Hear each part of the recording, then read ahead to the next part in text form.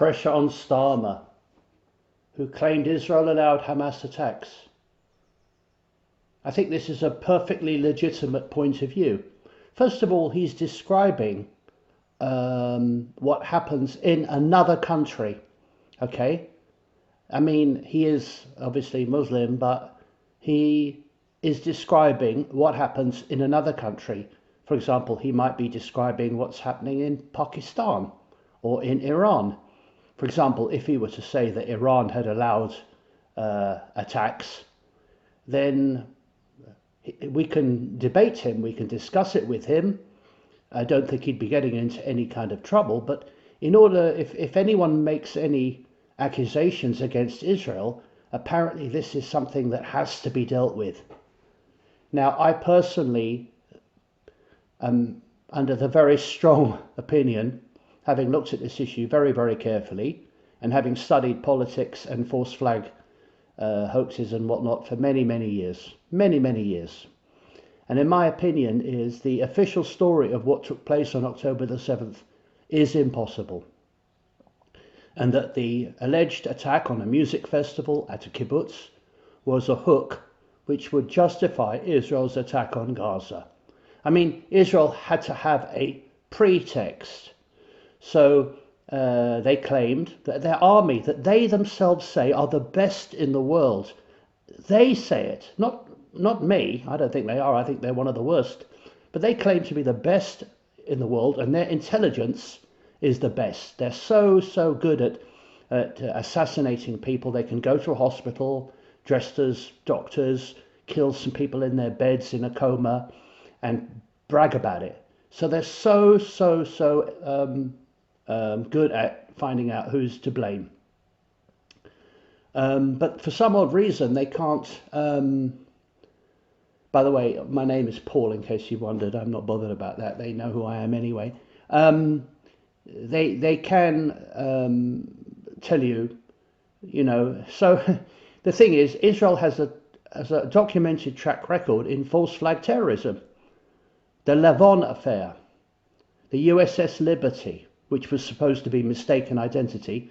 The Israelis apparently didn't realise it was an American flag that was flying from the top of the boat, from the ship. And you know, I mean, can't we suggest that maybe Israel either knew it was going to happen or made it happen? LIHOP let it happen on purpose, and MIHOP made it happen on purpose. Who knows who these Hamas people are? How do we know? I mean, the videos I've seen of what supposedly took place on October the 7th are very hammy indeed. Very hammy indeed. There were lots of cameramen. People were taking photographs all over the place. And there were old age pensioners who appeared to be kidnapped. And then there were all these models, and it was a music festival. It was a peace festival, apparently, you know, and they came with paragliders or something like that. And this apparently 10 years earlier, the Economist magazine had Hamas in hang gliders, which is too much of a coincidence, bearing in mind the fact that the Economist has a track record of predicting what's going to happen in future, like The Simpsons. So I think obviously this guy is concerned that he will lose. I mean, I don't think Labour's worth voting for, regardless of this particular candidate. This guy's got an OBE, by the way. He's not just a random person, he's got an OBE. But obviously he's aware that Labour's policies with regard to Palestine are incredibly unpopular, and rightly so. Yes, Labour has got the Zionist vote, but they're going to have to share the Zionist vote with the Conservatives, who are also a Zionist party. People are tired of the Conservatives, but there isn't much to choose between Rishi Sunak, who's Kabbalistic, who's got business interests in Israel, made a lot of money from his Israeli links, and Sir Keir Starmer, whose wife is Jewish, whose children are being brought up as Jewish, and whose wife has relatives in the Israeli army, military. Okay, so it's a perfectly legitimate point of view. Deeply offensive, ignorant and false. How could he say that? And now he's issued an apology. That's not good enough. You've got to stand firm. There are only two options. The first option is Israel knew it was going to happen but decided to do nothing. The second option is Israel organized it itself. I think the second option is much more likely. But the first option is also plausible because Israel wanted this. The hysterical overreaction. They've destroyed the whole of Gaza and now they're threatening World War III. They're attacking the last place. They were telling people to move out of Gaza and then they were moving south and south and south and now they're in Rafah.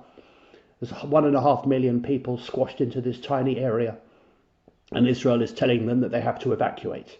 Where are they going to go to? They're Palestinians. They were born in Palestine. It's their country. They shouldn't be kicked out. Now this stupid man has apologized. Unreservedly.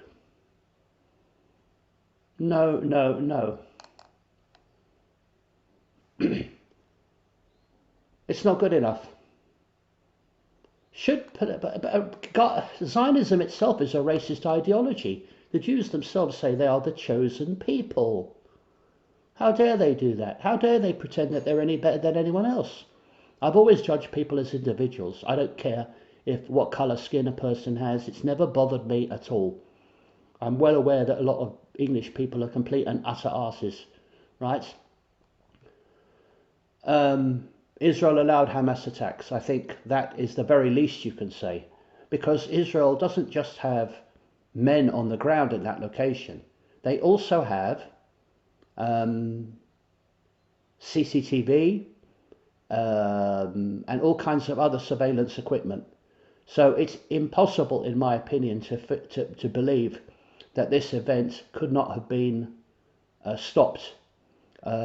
And the idea that they're going to send people on paragliders over the wall to raid a kibbutz is a joke. How much time would they need for this? You know, it's like a bloody pheasant up there. I mean, it'd be so easy to shoot down. Nobody, and how would they bring in their ammunition and weaponry? It's impossible. And at 6:30 in the morning, there were so many Israelis apparently milling around. No. Anyone who's ever attended some sort of festival or been drunk and drugged up at night is going to be getting out of their sleeping bag at 11 a.m. or something. They're not going to be up at 6:30 a.m. fully dressed in their party clothes. We're being told a lie, and even to question it is not acceptable for these people. Amy Gibbons is being paid to talk shit, right? Relax the security to pave the way for the slaughter. So justification was, I fully agree with that. I believe that Israeli complicity is certain, absolutely certain. But the problem is we live in a society which will not accept that even as a possibility. He is, after all, a Rochdale MP. He is not obliged to cover up for a foreign country. Israel is not our country. I'm not Israeli, and neither's he, and neither are you. Why the hell are we giving this country so much power to micromanage our opinions? It's not acceptable. I don't regard Israel as a friendly country, and for sure it's created a whole lot of problems for us. All the Middle East wars are at essence wars on behalf of Israel. 9/11 would not have happened if it hadn't been for Israel. Even the official story is evidence of that. Apparently the Muslims attack. Why would the Muslims even want to attack America? Right? The theory, the official version of events is because of Israel. That's the official version. So if the Americans hadn't got involved over the decades to support Israel and give them billions, right, then maybe this would never have happened, even if you believe the official version. And of course, I know what happened on 9/11. The Israelis and America colluded together to destroy the World Trade Center. Larry Silverstein made billions on a building that had just been insured for terrorism. And American people, just like on Pearl Harbor, were tricked into wanting a war with the Muslims. And people in Iraq and other countries, Afghanistan, none of these people had anything to do with 9/11. Right? Why invade Iraq? Are you trying to tell me Iraqis had nothing to do with 9/11? Nothing.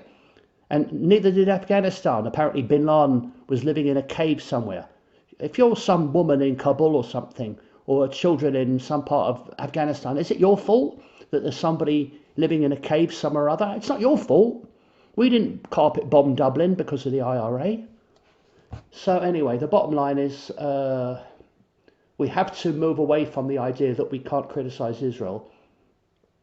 And also, I don't see why a politician in Rochdale can't call Israel out if he wants to. It's his personal opinion. And it's going to be shared. And hopefully we have to draw a line now. We have to say enough is enough. We have to say that Israel cannot dominate discussion. We have to say that Israel can be criticised because Netanyahu is a maniac. He's an absolute maniac. And I think everyone should be able to see it now. Everyone should be able to see it. He's a danger, not just to Palestinians. He's a danger to everybody, and he's a danger to Jews as well. Because Jewish people don't seem to realise this guy is representing them. He is an atrocious role model, right? I'm capable of dealing with people as individuals, but a lot of people are going to hate all Jews based upon the actions of Netanyahu and the Israeli government.